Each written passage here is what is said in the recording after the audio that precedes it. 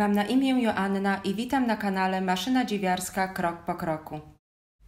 W dzisiejszym filmiku chciałabym pokazać, jak w prosty i szybki sposób nabrać oczka, które swoim kształtem przypominają małą literę E.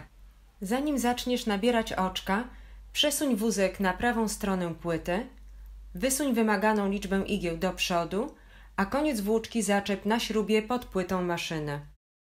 Zaczynamy. Owiń włóczką pierwszą igłę od dołu do góry, w lewo, na dół. Następnie poprowadź włóczkę pod pierwszą i drugą igłą, tak aby wyszła do góry między igłami drugą a trzecią. Z powrotem nad igłą drugą, w lewo do dołu, przejdź pod igłą drugą i trzecią. W tym samym schemacie nabieraj oczka, aż dojdziesz do ostatniej igły po prawej stronie. Generalnie jest to owijanie igły włóczką w kierunku przeciwnym do ruchu wskazówek zegara.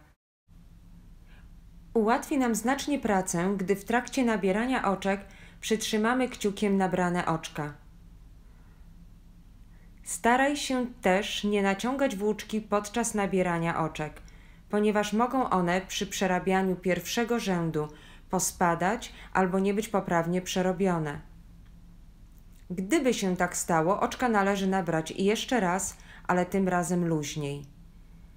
Gdy dojdziemy do końca, do prawej strony, przekładamy włóczkę pod ostatnią igłą i zakładamy ją na podajnik włóczki umieszczony na wózku.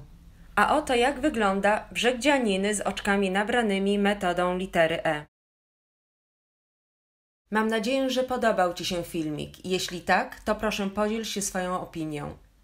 Zostawiajcie również pod filmikiem pytania dotyczące przedstawionej metody, a ja bardzo chętnie na wszystkie odpowiem.